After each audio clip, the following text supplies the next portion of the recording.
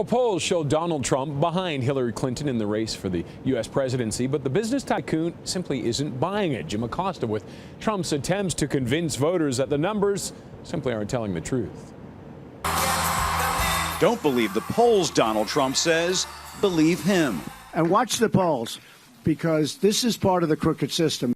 As Trump explained to farmers in Florida, the latest election polls conducted by the mainstream news media are part of a bitter harvest, seeding doubts about his ability to win. These are what they call them dark polls. They are phony polls put out by phony media.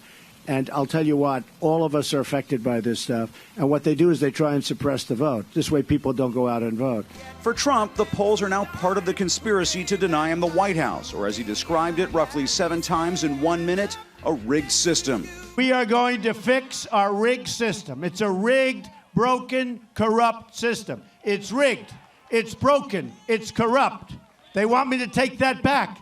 Let me tell you, folks, it's a rigged system. We're in a rigged system.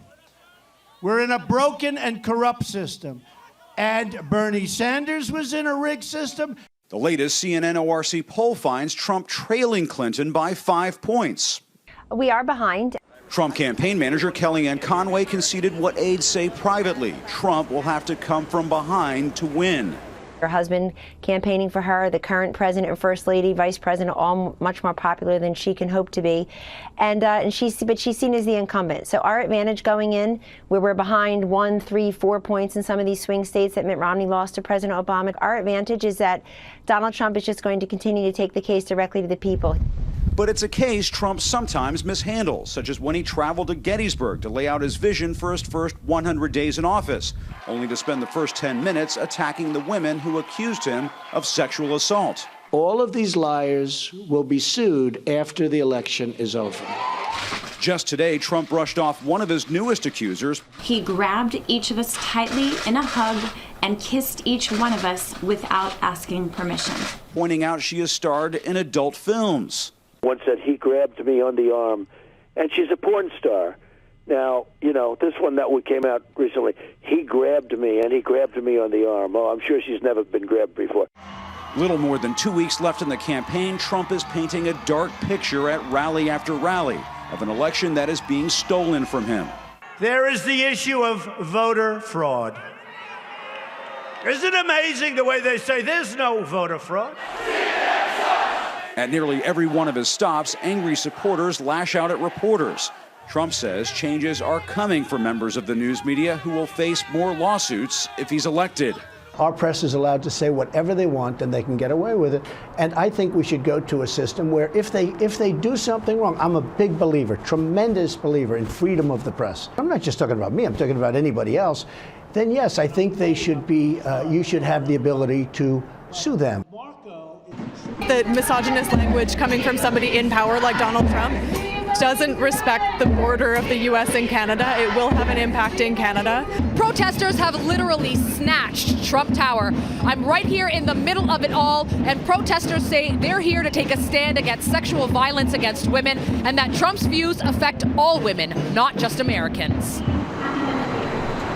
Kelsey Vivash with Rhythms of Resistance Toronto says they wanted to give women a safe space to talk about what they're calling Donald Trump's misogynistic views and the impact that his influence could have on Canada. In Toronto, we've seen sort of a flood of these anti-choice protesters hitting the street. And I think that if they have the weight of the President of the United States behind them saying, as he has said, that he wants to overturn Roe v. Wade and that he is a anti-choice candidate, I think that's going to really strengthen their movement.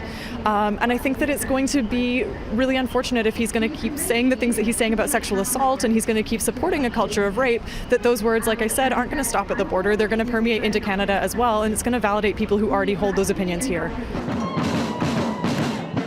Rhythms of Resistance says the title of the event, which created a Twitter storm, was responding directly to a violent and oppressive statement made by Donald Trump. I don't even wait. And when you're a star, they let you do it.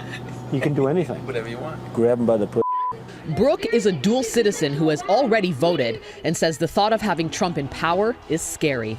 Trump is clearly a dishonorable man. I think a lot of people suspected his character and how he felt about women. Now that it's very clear and we have him on tape, it's really untenable. It's unacceptable that someone like him would be a potential role model, be in this kind of position of leadership.